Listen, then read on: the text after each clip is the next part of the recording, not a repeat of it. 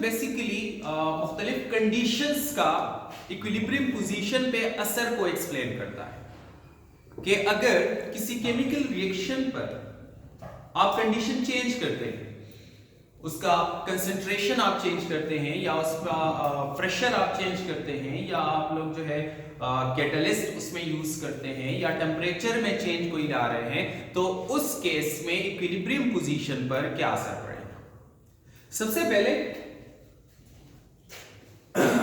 रिचैप्टिव principal का definition थोड़ा सा देखते हैं।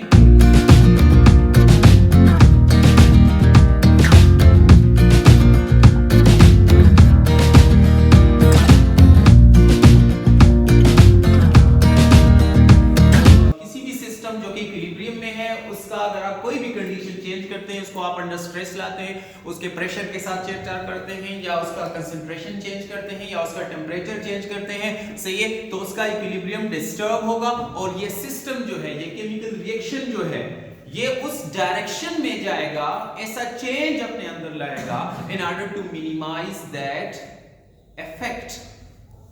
जो चेंज का जो असर है उसको कम से कम करने के लिए इस सिस्टम में क्या होगा, कोई ना कोई चेंज इसमें आएगा, सही है, ये अपने आप को शिफ्ट करेगा, इक्विलिब्रियम पोजीशन को चेंज करेगा, या तो ये फॉरवर्ड डायरेक्शन में जाएगा या बैकवर्ड डायरेक्शन में जाएगा ताकि दोबारा वो इक्विलिब्रियम हासिल हो जाए। जैसे ही आप किसी भी कंडीशन में आप चेंज ला रहे हैं, टेम्परेचर को चेंज कर रहे हैं या प्रेशर को चेंज कर रहे हैं या कंसंट्रेशन को चेंज कर रहे हैं, तो उससे इक्विलिब्रियम जो है वो डिस्टर्ब होगा। एक सिस्टम ऑलरेडी इक्विलिब्रियम में था, आपने कंडीशन चेंज कर ली तो उसका इक्विलिब्रियम डिस्टर्ब हो जाएगा, यानी उसका इक्विलिब्रियम खत्म हो जाएगा, वो रिएक्शन या फॉरवर्ड डायरेक्शन में चला जाएगा या रिवर्स डायरेक्शन में चला जाएगा, सही है। तो दोबारा इक्विलिब्रियम को हासिल करने के लिए ये सिस्टम जो है ये अपने अंदर कोई तब्दीली जरूर लाएगा ताकि दोबारा जो है वो ये इक्विलिब्रियम हासिल कर ले। दिस इज बेसिकली ले चार्टियर प्रिंसिपल। जिस तरह ह्यूमन बॉडी में जिस तरह प्रोसेस होता है, लेट्स से अगर आपको सर्दी लग रही है तो शिवरिंग होती है ताकि आप अपना टेम्परेचर मेंटेन रख सकें, अगर आपको ज्यादा गर्मी लग रही है तो स्वेटिंग होती है, तो पसीना क्यों आता है, ताकि एक्स्ट्रा हीट जो है वो निकल जाए और आपका बॉडी टेम्परेचर दोबारा अपनी असल हालत में आ जाए। इसी तरह जब कोई सिस्टम भी इक्विलिब्रियम में होगा और उसको डिस्टर्ब कर दिया जाए by change in the conditions, तो ये सिस्टम जो है एक ऐसे डायरेक्शन में मूव करेगा या फॉरवर्ड डायरेक्शन में या रिवर्स डायरेक्शन में ताकि दोबारा वो इक्विलिब्रियम हासिल कर ले। अब हम वन बाय वन हर एक कंडीशन का इफेक्ट पढ़ेंगे और उस इफेक्ट के नतीजे में इक्विलिब्रियम जब डिस्टर्ब हो जाए तो दोबारा इक्विलिब्रियम किस तरह हासिल होगा उसके ऊपर बात करेंगे। तो सबसे पहले effect of change in concentration है। अगर आप कंसंट्रेशन को चेंज करते हैं तो फॉर एग्जांपल हम एक है N2+O2 जो कि NO बना रहा है, ठीक है, this is a reversible reaction जो कि लेट्स से इक्विलिब्रियम में। जब ये रिएक्शन इक्विलिब्रियम में होगा तो यू नो कि इसमें रेट ऑफ फॉरवर्ड रिएक्शन और रेट ऑफ रिवर्स रिएक्शन वो इक्वल होगा, कंसंट्रेशन में कोई फर्क कोई चेंज नहीं आएगा। जितना कंसंट्रेशन रिएक्टेंट्स का है उतना ही कंसंट्रेशन प्रोडक्ट का ही होगा, सही है, मतलब जितना प्रोडक्ट का कंसंट्रेशन है उतना ही रहेगा, जितना रिएक्टेंट का कंसंट्रेशन उतना ही रहेगा, इसमें कोई चेंज नहीं आएगा, प्रोडक्ट की कंसंट्रेशन में भी कोई चेंज नहीं आएगा और इस हालत को हम इक्विलिब्रियम कहते हैं कि ये रिएक्शन इक्विलिब्रियम है। इसका एक स्पेसिफिक Kc की वैल्यू होगी। अब अगर हम यूं करते हैं कि इसमें हम नाइट्रोजन ऐड करते हैं या ऑक्सीजन ऐड करते हैं, मतलब एडिशन ऑफ रिएक्टेंट इसमें करते हैं, तो अगर इसमें हम एडिशन ऑफ रिएक्टेंट करते हैं तो रिएक्टेंट की कंसंट्रेशन इंक्रीज हो जाए, या अगर हम इससे रिमूवल ऑफ प्रोडक्ट करते हैं तो फिर भी क्या होगा, रिएक्शन जो है वो इक्विलिब्रियम जो है वो डिस्टर्ब हो जाएगा। क्योंकि यहां पर अगर आप एडिशन ऑफ द रिएक्टेंट कर रहे हैं तो एडिशन ऑफ द रिएक्टेंट से रिएक्टेंट की कंसंट्रेशन ज्यादा हो जाएगी। इक्विलिब्रियम पे कंसंट्रेशन फिक्स रहती है, ज्यादा या कम नहीं हो सकती। तो अगर यहां पे कंसंट्रेशन ऑफ द रिएक्टेंट ज्यादा हो गई तो क्या होगा, डिस्टर्ब होगा। तो रिएक्शन अब क्या होगा, मूव होगा इन फॉरवर्ड डायरेक्शन, ताकि ये ज्यादा रिएक्टेंट जो है ये प्रोडक्ट में कन्वर्ट हो जाए तो फॉरवर्ड रिएक्शन होगा जब भी आप एडिशन ऑफ रिएक्टेंट करेंगे। सही है। तो अगर आपने एक रिवर्सिबल रिएक्शन को ज्यादा से ज्यादा फॉरवर्ड डायरेक्शन में अगर आपने उसको लेके जाना है तो आप कंटिन्यूसली उसमें रिएक्टेंट ऐड करेंगे। तो जितने आप रिएक्टेंट ऐड करेंगे वो इक्विलिब्रियम हासिल नहीं होगा, और इक्विलिब्रियम हासिल करने के लिए वो फॉरवर्ड डायरेक्शन में जाएगा, तो ज्यादा से ज्यादा रिएक्टेंट जो है वो प्रोडक्ट में कन्वर्ट हो जाएगी। सही है। इसी तरह रिमूवल ऑफ प्रोडक्ट के साथ भी यही सेम फिनोमेना होगा, फॉरवर्ड डायरेक्शन में रिएक्शन जाएगा, क्योंकि जैसे ही आप रिमूवल ऑफ द प्रोडक्ट करेंगे, प्रोडक्ट रिमूव करेंगे, तो प्रोडक्ट रिमूव करने से प्रोडक्ट की कंसंट्रेशन कम हो जाएगी। तो प्रोडक्ट की कंसंट्रेशन जब कम होगी तो रिएक्टेंट प्रोडक्ट में कन्वर्ट होंगे, ताकि दोबारा जो इक्विलिब्रियम पोजीशन है इसकी वो अटेन हो जाए, Kc की जो वैल्यू है कांस्टेंट वो अटेन हो जाए दोबारा। तो रिवर्सिबल रिएक्शन को फॉरवर्ड डायरेक्शन में ज्यादा से ज्यादा लेके जाने के लिए, ज्यादा से ज्यादा प्रोडक्ट बनाने के लिए और ज्यादा से ज्यादा रिएक्टेंट को प्रोडक्ट में कन्वर्ट करने के लिए ले चार्टियर प्रिंसिपल के मुताबिक अगर हम कंटिन्यूसली उसमें रिएक्टेंट ऐड करें या उससे कंटिन्यूसली हम प्रोडक्ट निकालें तो हम रिएक्शन को फॉरवर्ड डायरेक्शन में लेके जा सकते हैं। अगर आप जो है प्रोडक्ट को रिमूव नहीं कर रहे हैं और आप इसको लेट से रिएक्टेंट को आप कम कर रहे हैं, तो फिर आपके पास रिएक्शन जो है रिवर्स डायरेक्शन में जाएगा, फॉरवर्ड डायरेक्शन में नहीं जाएगा। सही है। तो अगर आप स्ट्रेस ला रहे हैं by addition of the reactant, तो रिएक्टेंट की कंसंट्रेशन को फिर कम करने के लिए ये फॉरवर्ड डायरेक्शन में जाएगा, ताकि प्रोडक्ट दोबारा बन जाए और जो जितना ज्यादा रिएक्टेंट आपने ऐड किया है वो प्रोडक्ट में कन्वर्ट हो जाए। ठीक हो गया। So this was the effect of the concentration. Next जो है वो effect of change of pressure है। अगर एक सिस्टम जो कि इक्विलिब्रियम में है उसका प्रेशर अगर आप लोग इंक्रीज करते हैं या डिक्रीज करते हैं तो इक्विलिब्रियम पोजीशन पे क्या असर पड़ेगा। ठीक है। तो इसमें हम तीन डिफरेंट चीजें पढ़ेंगे। सही है। एक जो इसमें है, अगर आपके पास एक रिएक्शन सॉलिड फेज में है, सॉलिड फेज इक्विलिब्रिया जो है इस पे किसी किस्म का असर जो है वो प्रेशर का नहीं होगा। इसी तरह अगर आपके पास लिक्विड फेज इक्विलिब्रिया है, इसका भी सेम होगा, इसमें प्रेशर का कोई असर नहीं होगा। अगर आपके पास गैस फेज इक्विलिब्रिया है तो फिर इफेक्ट होगा।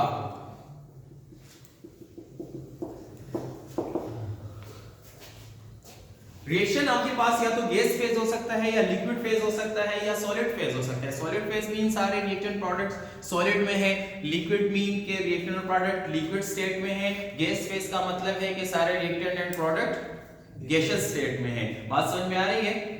तो अगर आपके पास लिक्विड या सॉलिड फेज इक्विलिब्रिया है तो उस पे प्रेशर का कोई असर नहीं होगा, क्योंकि आपको पता है कि लिक्विड और सॉलिड जो है ये इनकंप्रेसिबल होते हैं। क्लियर है? अब गैस जो है आपको पता है कि गैस पे अगर प्रेशर हम अप्लाई करते हैं तो उसके साथ क्या हो जाता है, उसका वॉल्यूम जो है वो घटता है, कम हो जाता है। अगर प्रेशर हम रिलीज करते हैं, रिड्यूस करते हैं तो प्रेशर वॉल्यूम जो है वो इंक्रीज होता है, और वॉल्यूम और कंसंट्रेशन का जो आपस में रिलेशनशिप है वो इनवर्स है। ठीक है। अगर हम देख लें तो कंसंट्रेशन हमारे पास N/V है नॉर्मली। ठीक है। या number of moles per unit volume, ये जो है कंसंट्रेशन को रिप्रेजेंट करता है। वॉल्यूम अगर इंक्रीज है, ज्यादा है, तो इसका मतलब है कि कंसंट्रेशन कम होगी। वॉल्यूम अगर कम है तो कंसंट्रेशन ज्यादा होगी, इनवर्स रिलेशन है। और नंबर ऑफ मोल्स और कंसंट्रेशन जो है ये डायरेक्ट रिलेशन है। जितने नंबर ऑफ मोल्स ज्यादा होंगे इतनी कंसंट्रेशन ज्यादा होगी, जितने नंबर ऑफ मोल्स कम होंगे कंसंट्रेशन भी कम होगी। अब इसका जो है गैसियस फेज रिएक्शन जो है इसमें भी तीन चीजें हम पढ़ेंगे। एक गैस फेज इक्विलिब्रिया इस तरह है कि उस पे प्रेशर का कोई असर नहीं है। एक गैस फेज इक्विलिब्रिया इस तरह है कि अगर उस पे आप प्रेशर को इंक्रीज करते हैं तो रिएक्शन फॉरवर्ड डायरेक्शन में जाता है, और एक गैस फेज इक्विलिब्रिया इस तरह है कि उस पे अगर आप प्रेशर को इंक्रीज करते हैं तो वो रिवर्स डायरेक्शन में वो रिएक्शन आता है। The only thing you have to do and you have to notice is to look for the number of moles of the reactants in the products. अगर number of moles of the reactant and products अगर same है तो इस तरह gaseous phase equilibrium पे भी pressure का कोई असर नहीं होगा, क्योंकि जब आप प्रेशर अप्लाई करते हैं तो वॉल्यूम क्या होगा, कम होगा। तो वॉल्यूम जब कम होगा तो कम वॉल्यूम के लिए कम नंबर ऑफ मोल्स होने चाहिए। तो प्रेशर जब आप इंक्रीज करेंगे तो रिएक्शन जो है उस डायरेक्शन में जाएगा जिस डायरेक्शन में नंबर ऑफ मोल्स कम होंगे। आपने देखना है कि रिएक्टेंट पे नंबर ऑफ मोल्स कम है या प्रोडक्ट पे नंबर ऑफ मोल्स कम है। तो इंक्रीज प्रेशर पे reaction come number of moles पे जाएगा, क्योंकि इंक्रीज प्रेशर का असर जो है वो क्या है, कम वॉल्यूम है, वो वॉल्यूम को कम करेगा, सही है। और कम वॉल्यूम तब आपके पास सेटिस्फाई होगा जब नंबर ऑफ मोल्स कम होंगे। अब आप देखिए N2O4 कितने नंबर ऑफ मोल्स हैं, ये है 1 नंबर ऑफ मोल्स। रिएक्टेंट के नंबर ऑफ मोल्स 1 है और प्रोडक्ट के नंबर ऑफ मोल्स 2 है। बात समझ में आ रही है। तो इस केस में अगर हम प्रेशर को इंक्रीज करते हैं तो इंक्रीज प्रेशर जो है इस रिएक्शन को रिवर्स डायरेक्शन में लेके आएगा, क्योंकि यहां पे 2 मोल्स हैं, यहां पे 1 मोल है। तो इंक्रीज प्रेशर के साथ क्या होगा, रिवर्स डायरेक्शन में ये जाएगा। अगर हम प्रेशर को डिक्रीज करते हैं तो कम प्रेशर पे ये फॉरवर्ड डायरेक्शन में जाएगा। इस वाले रिएक्शन में आप देखें तो 2 नंबर ऑफ मोल्स है रिएक्टेंट साइड पे, 1 और 2 नंबर ऑफ मोल्स है प्रोडक्ट साइड पे। तो इस पे किसी किस्म का असर नहीं होगा प्रेशर का। अगर कम प्रेशर पे ये रिएक्शन आप कर रहे हैं या ज्यादा पे आप कर रहे हैं तो कोई फर्क नहीं पड़ेगा। तो इस पे प्रेशर का कोई असर नहीं होगा। ठीक हो गया। थर्ड वन अगर हम देख लें तो इधर भी PCl5 जो है 1 है, 1 मोल है, ये 1 और ये 1 2 हो गए। बात समझ में आ रही है। तो ये रिएक्शन भी हमारे पास क्या होगा, अगर फॉरवर्ड डायरेक्शन पे इसको हमने लेके जाना है तो प्रेशर हमने लो रखना है, सही है, क्योंकि हाई प्रेशर पे ये रिवर्स डायरेक्शन में आएगा। बात समझ में आ रही है। इसी तरह अगर हम फॉर्मेशन ऑफ अमोनिया को देख लें N2+3H2 2NH3, तो इसको आप देखें यहां पे टोटल हमारे पास जो है 4 मोल्स हैं और यहां पे 2 मोल्स हैं। ये हाई प्रेशर पे फॉरवर्ड डायरेक्शन में जाएगा क्योंकि प्रोडक्ट में नंबर ऑफ मोल्स कम है। तो अगर हमने ज्यादा अमोनिया बनाना है तो हमने इस रिएक्शन को हाई प्रेशर पे करना है। एट लो प्रेशर ये रिवर्स डायरेक्शन में जाएगा। तो प्रेशर का उसूल ये होगा कि हमने रिएक्शन के नंबर ऑफ मोल्स को देखना है कि रिएक्टेंट्स और प्रोडक्ट्स में नंबर ऑफ मोल्स कितने हैं। जिस साइड पे नंबर ऑफ मोल्स कम होंगे तो ज्यादा प्रेशर पे वो उस डायरेक्शन में जाएगा। क्लियर हो गया। तो फॉरवर्ड डायरेक्शन अगर हमें चाहिए तो हमने देखना है कि प्रोडक्ट में नंबर ऑफ मोल्स कम है या ज्यादा है। अगर रिएक्टेंट से कम है तो हाई प्रेशर पे हम रिएक्शन करेंगे ताकि फॉरवर्ड डायरेक्शन हासिल हो जाए, ज्यादा से ज्यादा प्रोडक्ट मिल जाए। और अगर प्रोडक्ट पे नंबर ऑफ मोल्स ज्यादा है as compared to the reactant, फिर लो प्रेशर पे हम रिएक्शन करेंगे।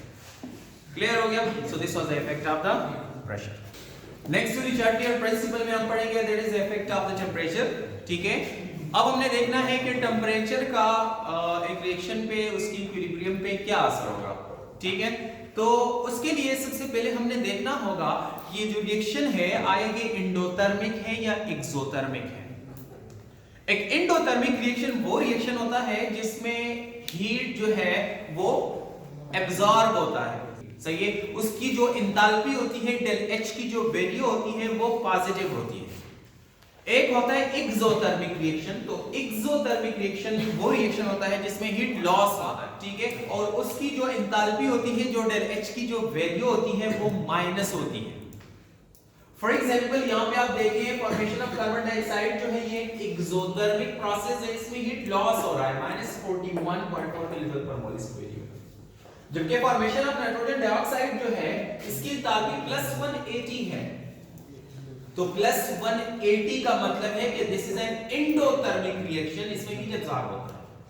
अब इफेक्ट ऑफ टेंपरेचर इक्विलिब्रियम पे क्या होगा, तो इंक्रीज इन टेंपरेचर जो है वो रिएक्शन को एंडोथर्मिक डायरेक्शन में लेके जाएगा।